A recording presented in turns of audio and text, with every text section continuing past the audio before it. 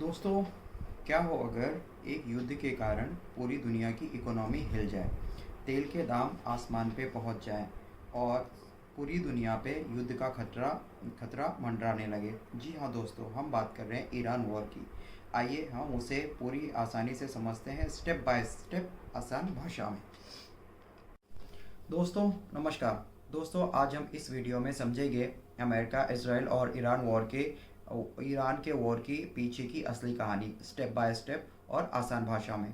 दोस्तों, इस वीडियो में एंड तक ज़रूर बने रहें। लास्ट में मैं ये भी बताने की कोशिश करूँगा कि इस वॉर का वर्ल्ड पे और हमारे भारत पे क्या इम्पैक्ट पड़ेगा। दोस्तों, कारण पहला, न्यूक्लियर पावर का गेम।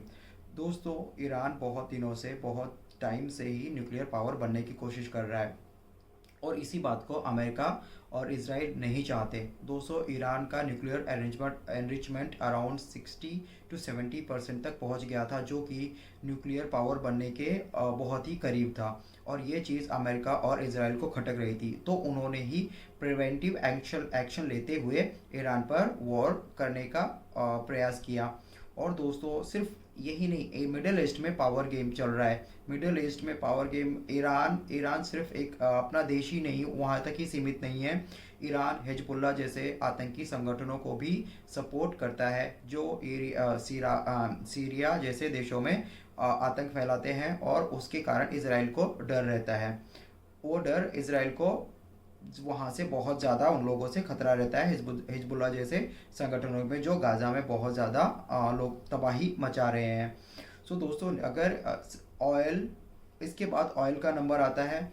ईरान ईरान ऑयल बहुत ज़्यादा प्रोड्यूस करता है। पूरे वर्ल्ड में लगभग 21% ऑयल ईरान के पास ही है आज के टाइम पे। उसके पास, इसके बावजूद भी, हालांकि वो सारी दुनिया में अपना ऑयल एक्सपोर्ट नहीं कर पा रहा है क्योंकि अमेरिका ने उस पर बहुत सारे सैंक्शंस लगा रखे हैं।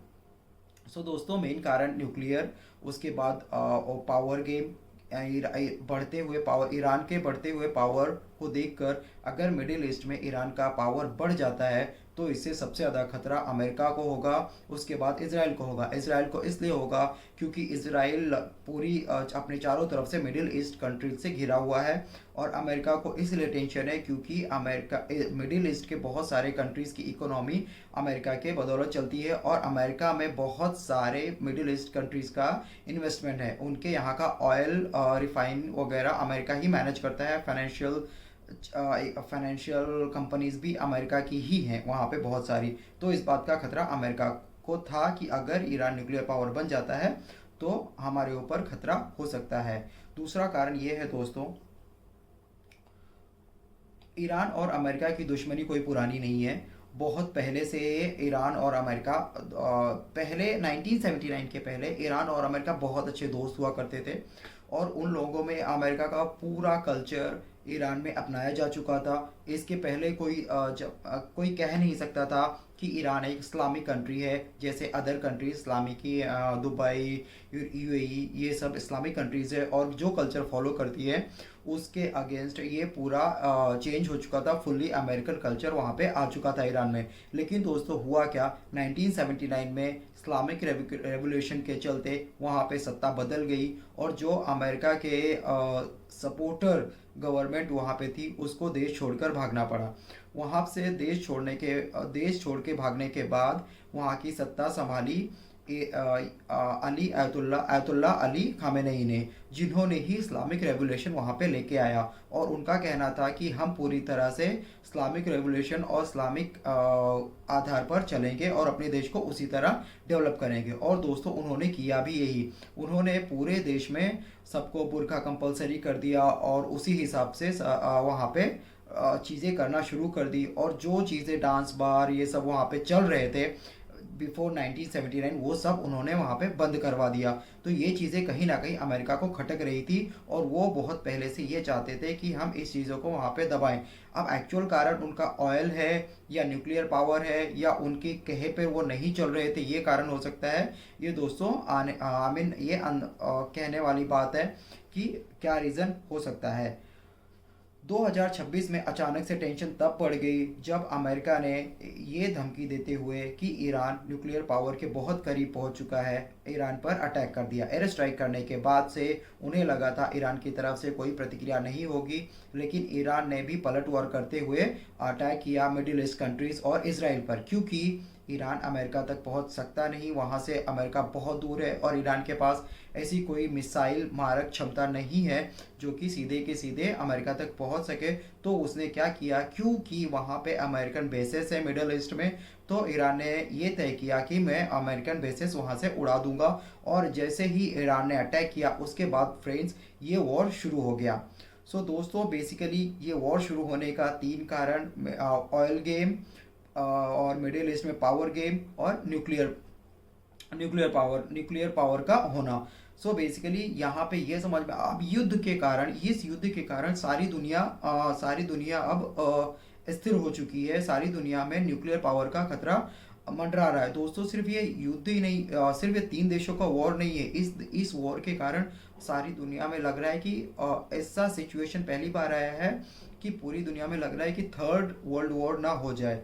सो ओनली क्योंकि ये इतना एस्केलेट हो जाएगा, इतनी दूर तक ये वॉर चला जाएगा, ये किसी को एक्सपेक्टेशन ही नहीं था। ईरान स्ट्रेट ऑफ हॉर्मुज़ बंद कर देगा, ये शायद अमेरिका और इजराइल ने नहीं सोचा था। और ये करने के कारण पूरे वर्ल्ड की इकोनॉमी लगभग स्थिर हो गई है और वहाँ पे पूरी दुनिया में ऑयल और कच्चा तेल और एलपीजी गैसेस के लिए हाहाकार मच चुका है। इस तरह की इकोनॉमी तबाही आ जाएगी, ये शायद किसी ने सोचा नहीं था।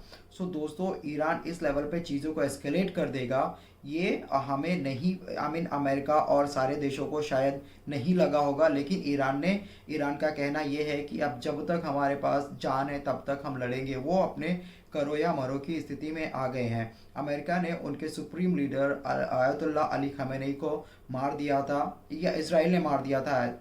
तो उसके बाद से ये गुस्सा और बढ़ गया और ईरान ने पूरी तरह से ये सोच लिया कि हम पूरी तरह से अब लड़ेंगे और उन्होंने स्ट्रेट ऑफ हॉर्मुज़ बंद कर दिया है। दोस्तों बीच में ये भी सुनने में आया था कि ईरानियन फोर्सेस अब रेड सी पे भी कंट्रोल करेगी। रेड सी पे भी अगर कंट्रोल ओमान के तरफ आता है, रेड सी में अगर उनका कंट्रोल हो जाता है तो पूरे दुनिया का ग्लोबल ऑयल ट्रेड लगभग 32 to 35% स्टॉप हो जाएगा और इससे और ज़्यादा इकोनॉमिक क्राइसिस सारे देशों में आ जाएगी। दोस्तों छोटे छोटे देश जैसे बांग्लादेश, नेपाल और श्रीलंका, इन देशों में ऑलरेडी इकोनॉमिक सिचुएशन बहुत ज़्यादा ख़राब हो चुकी है और गैसेस की भारी किल्लत हो गई है। हमारे यहाँ पे स्थिति अभी ठीक ठाक बनी हुई है और अभी हमारे यहाँ पे कोई ऐसी एलपीजी गैसेस के अलावा, कमर्शियल सिलेंडर के अलावा और कोई क्राइसिस नहीं आई है। लेकिन दोस्तों अगर ये युद्ध जल्दी नहीं रुका तो पूरी दुनिया क्या एक भयानक मोड़ ले लेगी। और क्या आप भी सोचते हैं कि ये दुनिया, जैसे कि बहुत सारे कंट्रीज़ है, यूरोपियन कंट्रीज़ ने अमेरिका का सपोर्ट नहीं किया, इनफैक्ट नाटो कंट्रीज़ ने भी अमेरिका का सपोर्ट नहीं किया, क्योंकि ईरान ने जब स्ट्रेट ऑफ हॉर्मुज़ बंद कर दिया तो इससे पूरी दुनिया प्रभावित हो गई और उन्होंने अमेरिका का साथ ना देने का फैसला किया, क्योंकि उन्हें गैसेस और नेचुरल गैसेस और एलपीजी क्रूड ऑयल के कारण उनको ज़्यादा ही दिक्कत का सामना करना पड़ रहा था। सो दोस्तों क्या ये वॉर ख़त्म हो जानी चाहिए या ये वॉर और ही भयानक रूप ले सकती है? मेरे साथ बने रहें और ये वीडियो एंड तक देखने के लिए धन्यवाद। मिलते हैं अपने नेक्स्ट वीडियो में। जय हिंद।